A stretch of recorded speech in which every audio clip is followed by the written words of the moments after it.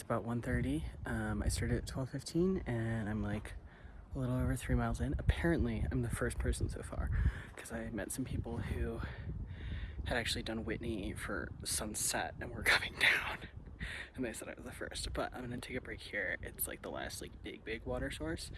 So I'm gonna take a break, fill up my water, filter water, and then it gets really steep. It's been like 400 feet per mile, but next it's gonna be like 700 plus feet per mile. So it's gonna be fun. But I'm like, slack packing with most of my things at camp, which makes things a lot easier. I'm listening to Phantom of the Opera, which is really sick, like when it's dark and the moon is full and there's stars and stuff like that.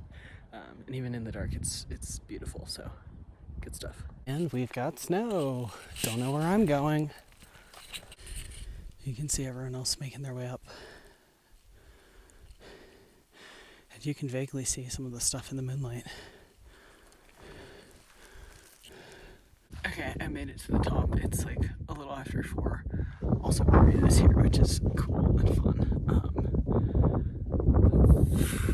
I definitely left a little earlier than I needed to. Also, the like emergency shelter that I'm like hiding in from the wind is full of snow, which is not very helpful. So I can't really sit down anywhere.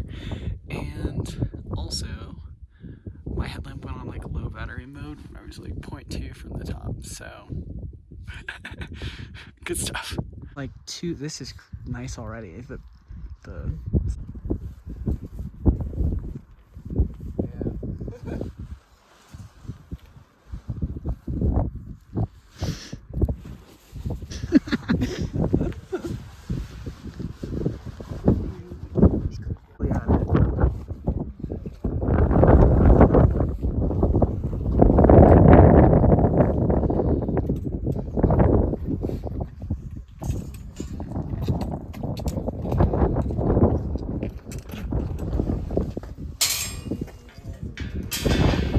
just the way the light's like hitting it.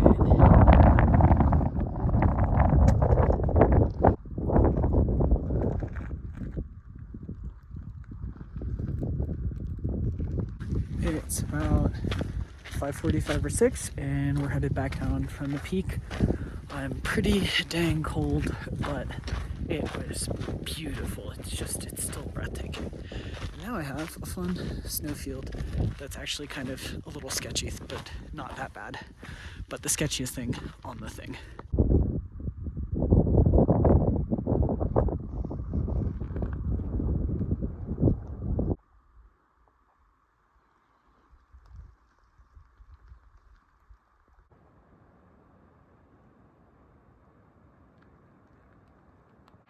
It's a marmot. Yay. So cute. I've got like 2.5 miles left. But I'm taking a snack break because I am gassed. I haven't been eating enough or drinking enough water. And that's kind of caught up with me. So, break here, then back to the meadow where a lot of my stuff is that I didn't bring. Once I'm there, I'll figure out if I want to rest, or if I want to pack up, keep going 4 more miles, and then rest, because I'm going to go 4 more miles. I'll probably rest when I get back to my stuff, honestly, for at least a bit. I don't know.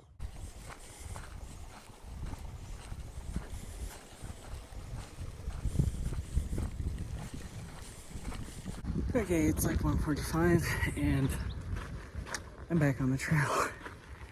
I napped for a bit, tried to nap for a bit. I'm not really good at napping.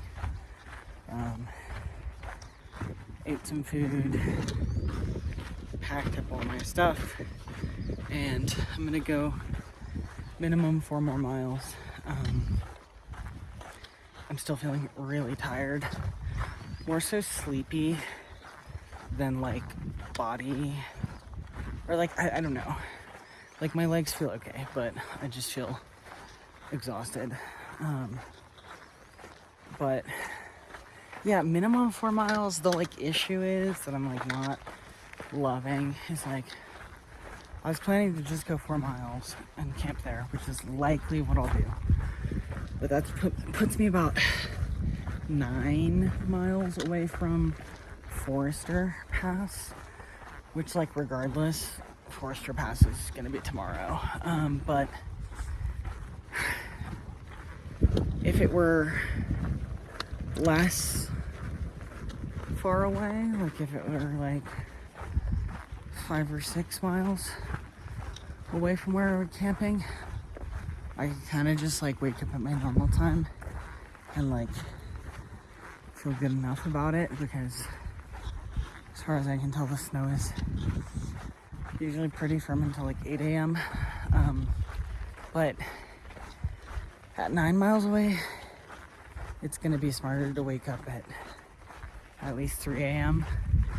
And I think just like feeling so sleepy after today, like I'm not loving that concept.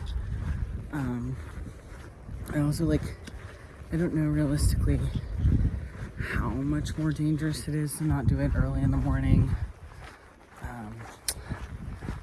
But it sounds like it's a little scarier than Whitney right now, because Whitney was not bad at all.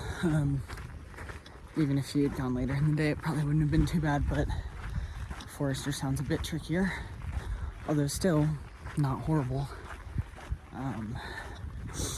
But then I'm also like, hey, if I just go the 4 miles and I get there in maximum 2 hours, go to bed by 4:30 or 5, and I should be good to wake up at 3.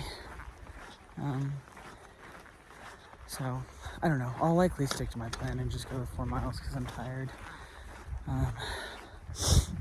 It's a little hard having 2 back-to-back like exhausting days. Like, I was looking at the plan for tomorrow and I was like, oh, the ascent is the same, like across the day. The ascent is the same as today. What the hell? You know, I think because I was like, oh, highest point in the contiguous US. Like, surely that means it's like one of the harder days. And I mean, it is, but so is tomorrow. It's kind of mean that Forester is right after me, but it makes sense. But yeah, but the sunrise was gorgeous. I'm so glad that I did the sunrise, because that was amazing. And it was fun to spend it with a friend, even though we were sitting up there shivering for 2 hours. Okay, so I ran into my first GMT hiker, because the John Muir Trail and the PCT coincide like right after Whitney until I think Tuolumne Meadows, maybe. And he was telling me, because I was talking about doing Whitney and then, you know, Forester tomorrow, but I didn't know where I was going to camp. And he was telling me that he definitely wouldn't want to be up there later in the day. On Forester, he said he was up there 8:30 or 9, and it was already kind of iffy. And so I think because of that, and also just because I think it's a better sleep plan, and because I don't want to waste too much battery bank on charging my headlamp, I think I am going to shoot for the farther campsite. It's just going to suck a little because I'm so tired. I'm exhausted. But I think it's the smarter decision, and it'll make tomorrow easier. Then tomorrow I only have to do like 15, 16, and I'm going to be camping by a lake anyway, so I could go for a swim, which I haven't really done yet. So I think it'll suck today, but it'll be the better plan for tomorrow.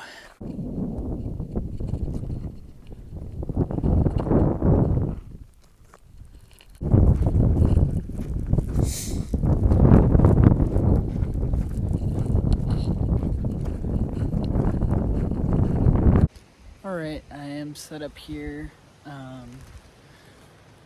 Yeah, it wasn't horrible once I like got in a groove. I feel like there's balance between being exhausted but also kind of feeling a little bit like a badass.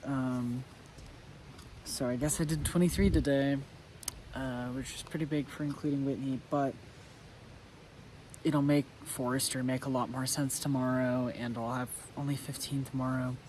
I'm having ramen for dinner because it was the quickest thing I could make, and a chicken packet, and probably Oreos and peanut butter, and honestly whatever else, because tomorrow's 15 and then it's 5. So yeah.